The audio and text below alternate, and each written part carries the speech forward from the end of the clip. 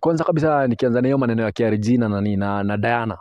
Siku zote ukiwa madamu wako kuwe ni msanii ama kuwe ni mtu ni public figure. Some of these things are done to happen. Ni vitu utakuwa unazi encounter juu. That is why unaona, for example, natumianga siku zote mfano ya Churchill. Mpaka wa leo tangu Churchill aanze usanii, hatujaiona bibi yake mahali, hata hatumjui. Tukipatana naye huko kwa street hatuwezi jua ni nani. Lakini ukiweka bibi yako in the limelight, anakuwa msanii kama wewe, some of these things ni vitu huwezi avoid. That is one. Two, but jana niliona ametoa statement sana na watu ambao wanakashifu sana watu vijana ambao wako na mama. Ni vijana ambao wangetaka kuwa na mama lakini hawajabahatika bado kupata mama. Unapata ni kama venye unasikia kuna mtu anasema hii Kenya wanasiasa ni wezi. Kila mtu Kenya ni mwizi. Ni vijana chance. Wewe ni chance hujapata ya kuiba. Ukipewa chance ya kuiba, unaenda kuiba. So kila mtu kijana wengi wanatamani kutoka kwa shida. Na kama solution ya kutoka kwa shida umeona ni kupitia through a mama. Ukipata mama, unachukua tu mama inakuwa tu dualala. Clan nao wamecome through, lakini ni advice Spider Clan hivi.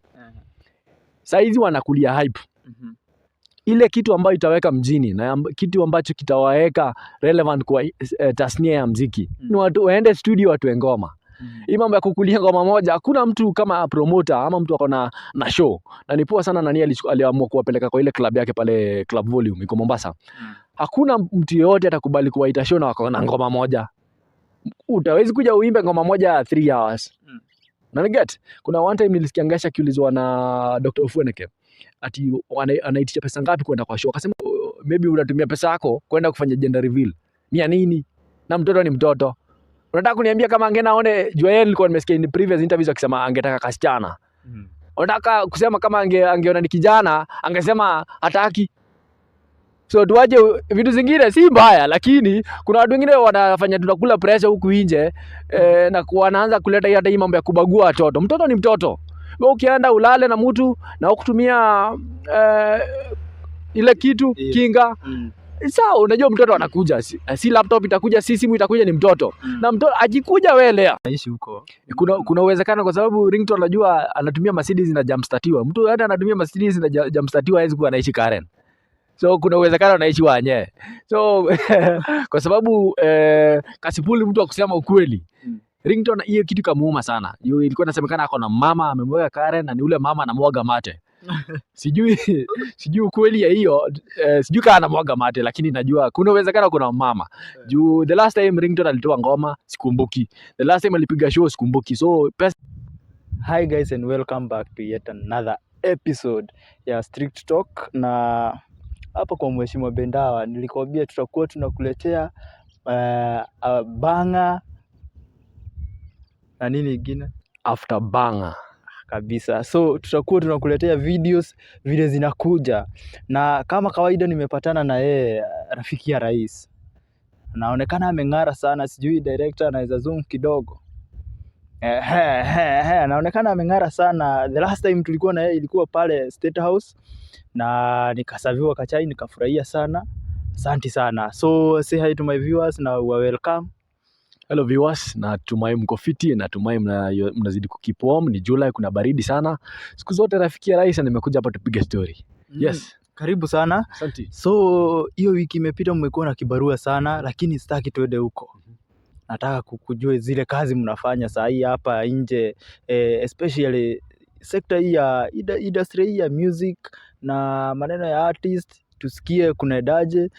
First of all, kumekuwa na vita. Sijui kama ulikuwa busy sana ukaona hii vita ya Kasipul na Ringtone. Kasipul inasemekana alikuwa agogwe kitu hapa kichwa. Unajua Kasipul ni rafiki yangu na Ringtone pia ni rafiki yangu. Kwanza kabisa ni picha mbaya sana wasanii kuanza kupingana. Lakini tusisahau kwamba ukienda pale pande ya Tanzania kuna kitu inaitwa showbiz.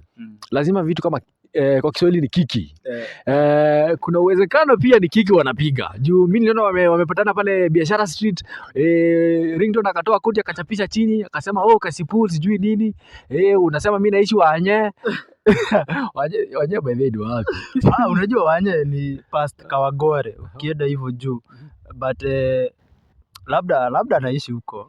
Kuna uwezekano kwa sababu Ringtone anajua anatumia Mercedes na jamstatiwa. Mtu hata anatumia Mercedes na jamstatiwa hawezi kuwa anaishi Karen. So kuna uwezekano anaishi Wanyee. So kwa sababu Kasipul mtu akusema ukweli. Ringtone hiyo kitu kamuuma sana. Ilikuwa inasemekana ako na mama amemweka Karen na ni ule mama anamwaga mate. Sijui ukweli ya hiyo, sijui kama anamwaga mate, lakini najua kuna uwezekano kuna mama. Juu the last time Ringtone alitoa ngoma sikumbuki. The last time alipiga show sikumbuki. So pesa ya kumweka Karen jamaa hawezi kuwa na hiyo pesa. Alisema anaachilia kitu inaitwa delete. Alisema kuna hii muziki inakuja inaitwa delete. Na hiyo inakuja kudelete kila kitu hapa kwa industry. Sana secular inagogwa, gospel irudi juu. Ni kama bado producer alidelete juu imekawia sana kabla haijatoka. So kuna uwezekano huyu jamaa anatupanga. Na sijui kama Ringtone si msanii. Anakulanga na hii mbwembwe tu. Hiyo mbwembwe yake na ni fiti juu Kasipul anamweka mjini. Hiyo kupiga kananda, kuna rafiki yangu mmoja anapenda kusema mambo ya kupiga kananda. Tulikuwa naye pale State House leo. Hiyo ndio inamweka mjini. Yaani poa tu. Borake boys anapata kitu ya kuweka mezani jioni. Wala haya, Kasipul ni ukweli huyu jamani chawa wa rais ama ni bwebwe tu hapa na pale. Juu inasemekana ako na suti moja pia amewekwa, alinyang'anya Moya David mama. Kwanza kabisa unajua wanaume wananga colors nyingi za nguo. Wale watu ambao wanaendanga sana kununua colors kama yellow na red na ambazo zinakuwa outstanding sana ni Wakamba na Waluya kidogo, mapasta. Kasipul ni chawa wa rais. Na tunashindanga na yeye pale State House. Kama leo tumeshinda naye mkutano wa asubuhi, tulikuwa tunapatana na CS sababu na mambo kupanga tu mambo ya wasanii. So Kasipul ni mtu ambaye ni wa karibu sana na rais. Hiyo swali lingine ni alishindwa kubadilisha gari kabisa ama what is it? Inasemekana gari yake anaachaga pale railways, anaingia na Uber au pale Biashara Street. Hiyo ni mambo tu ya tumbili. Hiyo ni mambo tu ya tumbili. Lakini momentarily mimi najua Kasipul ako na magari mbili. Kuna moja ni Toyota Alio na kuna moja ambayo juzi amepewa na Sofia. Ambaye kuna watu walikuwa wanasema sijui alikuwa ni mpenzi wa ule jamaa wa kunengua viuno Moya David. Na hapo kuna kaukweli kamejificha hapo juu. Bona hakutafuta mwingine, bona akaeka Moya David nje, sasa anawaka na Kasipul. Unajua kwanza kabisa hakuna siku ati Moya David alikuja in the open kusema kwamba wanachumbiana na mtu ambaye anaitwa Sofia. Imejulikana kwamba ati walikuwa tu wanafanya biashara peke yake. Na kama kulikuwa na uhusiano, wacha wao ndio watatuambia. Kwa sasa ile kitu ambayo najua ni kwamba ni biashara ambayo imewaleta pamoja kati yake na Kasipul. Kwa sababu Kasipul amekuwa ni mojawapo wa vijana ambao ama wazee ambao wanajituma sana kusukuma sanaa ya Kenya. So na ikijulikana kwamba Sofia ni mtu ambaye anasaidia, ni promoter wa muziki. I think aliona ni vizuri kumchukua Kasipul kumsaidia kupiga boembo za showbiz hapa Kenya. So si mambo na umama. Hapana. Kasipul ni mtu ambaye ako na familia, najua bibi yake, najua ako na watoto 3 ambao wanajulikana. So ako na boma yake. Sofia ni msichana mdogo na ambaye anajituma sana kusukuma sanaa ya hapa nchini. Haya, kuna hawa matwins wanafanyaga ile maneno ya kumassage. Nilisikia wakicongratulate Moya David sana na wakasema ya kwamba pia wamerepresentiwa kama unajua kuna squad inataka wamama. At least itoke kwa mashida. Sijui unaonaje hiyo maneno? Ya kuna huyu jamaa anaitwa Steve na Obida Ndela. Inasemekana ni matwins. Kwa muonekano wanafanana sana. Na watu ambao wanakashifu sana watu vijana ambao wako na mama ni vijana ambao wangetaka kuwa na mama lakini hawajabahatika bado kupata mama. Unapata ni kama venye unasikia kuna mtu anasema hii Kenya wanasiasa ni wezi. Kila mtu Kenya ni mwizi. Ni vijana chance. Wewe ni chance hujapata ya kuiba. Ukipewa chance ya kuiba unaenda kuiba. So kila mtu kijana wengi wanatamani kutoka kwa shida. Na kama solution ya kutoka kwa shida umeona ni kupitia through wa mama, ukipata mama unachukua tu mama inakuwa tu dualala. Haya. Recently tumeona Governor Sonko Mike Sonko Sonkore ameamua akachukua hawa mavijana wanaitwa aje hawa? Spider Clan. Akina Kaveve Kazoze, Gesh, akawapeleka mpaka sijui Mombasa, akawalipia katike TV, akawang'arisha pia. na tumeona Sonko akisaidia watu wengi, kina Bogigeje walikuwa pale akawasaidia. So hii historia ya Sonko unaionaje? Kwanza kabisa ni kusema asanti kwa Sonkore. Wanasemanga siku zote ingawaje si governor na alikuwa governor wa Kanairo ni mjamo, siku zote atakuwa ni Sonkore. So amekuwa akisaidia wasanii wengi sana kuwaleta mjini. Utakumbuka back in the days kidogo alikuwa ameleta ama rafiki zako wengine wa Gumi Bogs walikuwa wanaitangwa nani ama jamaa? Walikuwa wanajiita tu hivyo Bogigenje. Bogigenje walienda pale kwa ofisi yake wakati alikuwa governor akawasaidia sana. Sasa Spider Clan nao wamecome through, lakini ni advice Spider Clan hivi. Saizi wanakulia hype. Ile kitu ambayo itaweka mjini na kitu ambacho kitawaweka relevant kwa tasnia ya muziki ni watu waende studio watu ngoma. Hii mambo ya kukulia ngoma moja, hakuna mtu kama promoter ama mtu ako na show. Na ni poa sana nani aliamua kuwapeleka kwa ile club yake pale Club Volume iko Mombasa. Hakuna mtu yeyote atakubali kuwaita show na wako na ngoma moja. Utawezi kuja uimbe ngoma moja 3 hours. Na get, kuna one time nilisikia Ngasha kiulizwa na Dr. Fueneke ati anaitisha pesa ngapi kwenda kwa show, akasema 300k. Hakuna promoter atatoa 300,000 shillings alipe mtu akuje kwa club yake akuje kwa show yake perform ngoma moja. Haiwezekani. So for now wakuli hype, lakini wa make sure wamerudi studio. Creativity yao ndio itaweka mjini. So waendelee kutoa muziki wazidi kuwa relevant. Isikuwe ni wakuli hype alafu waende wa nose dive.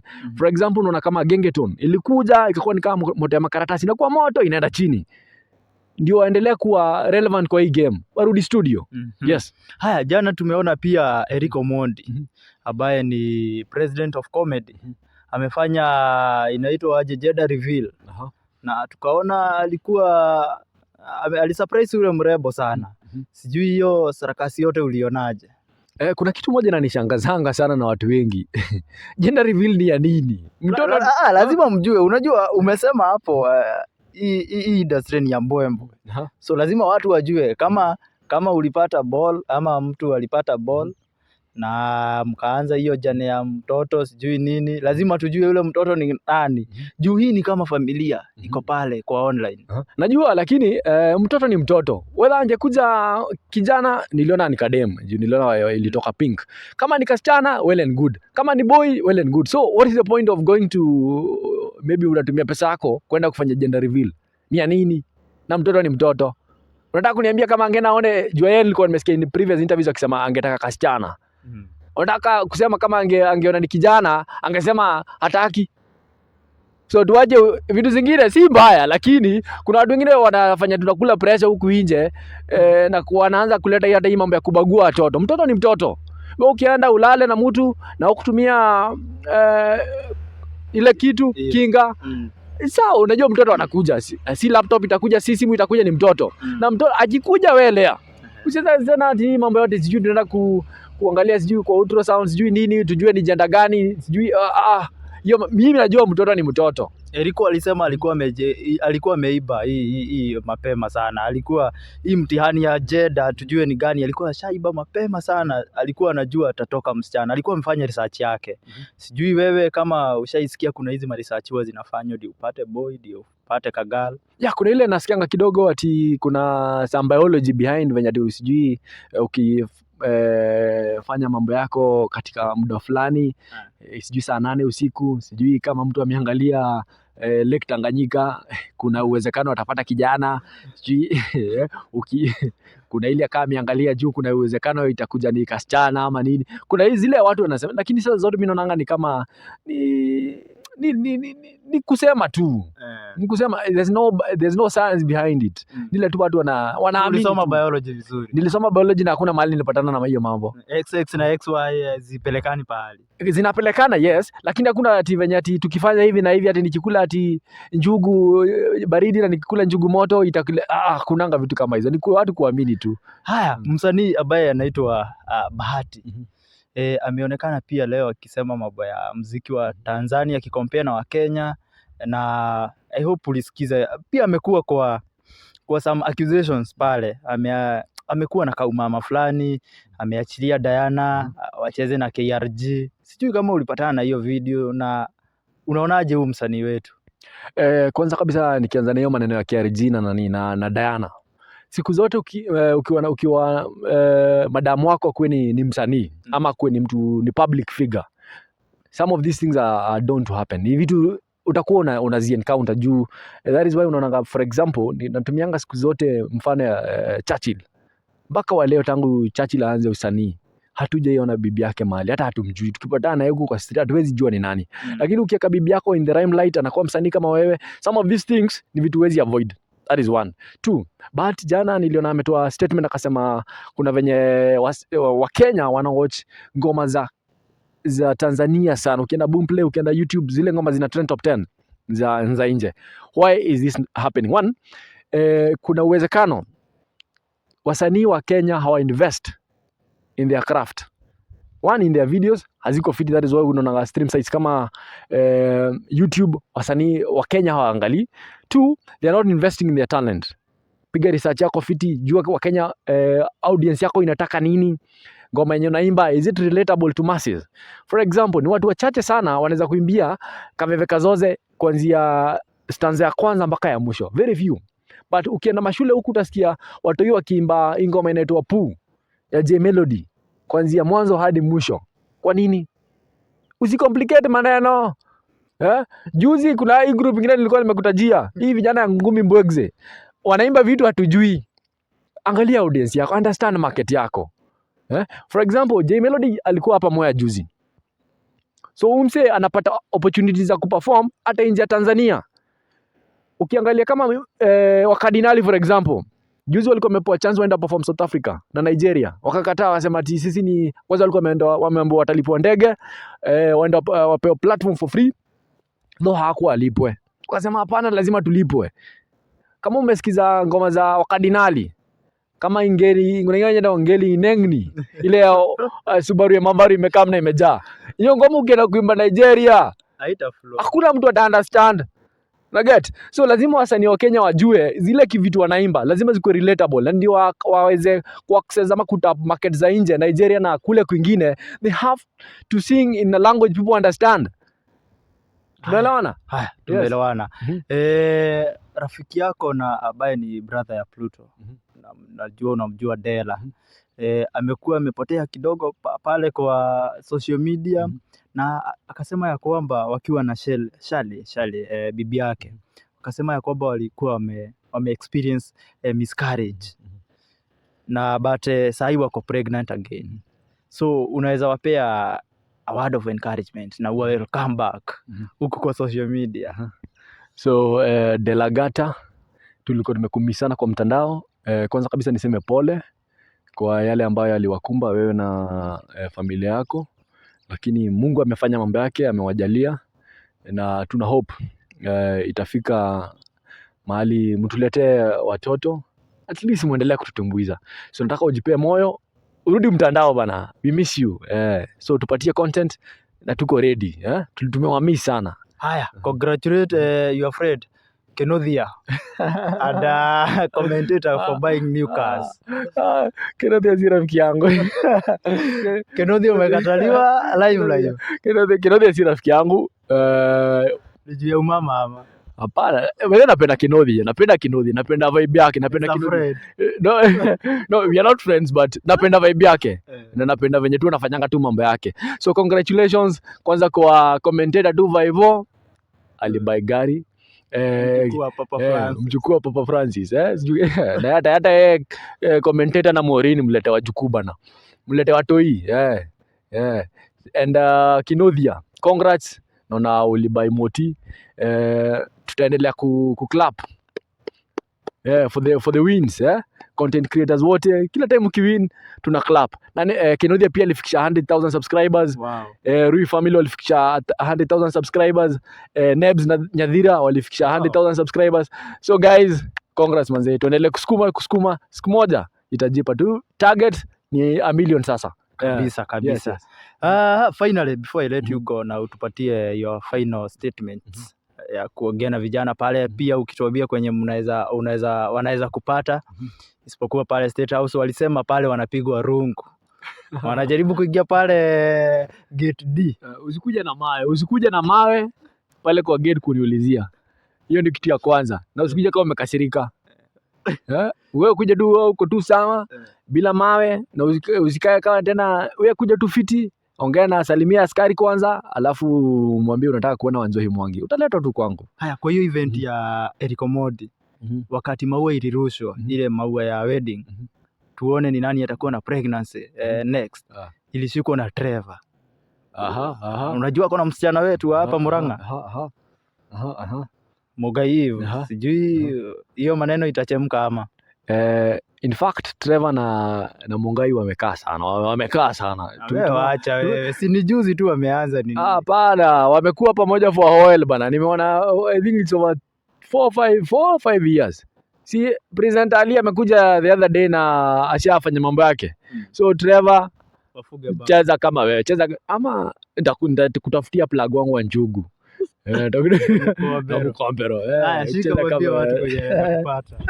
So guys, thanks very much kwa kuendelea kusupport content creators wote. Mimi mnaweza nipata pale, apart from pale State House, ingieni pale YouTube nitafute The Trending Talk TV. The Trending Talk TV, msubscribe hapo, watch content zangu, tuendelee kujibamba. Adios muchachos.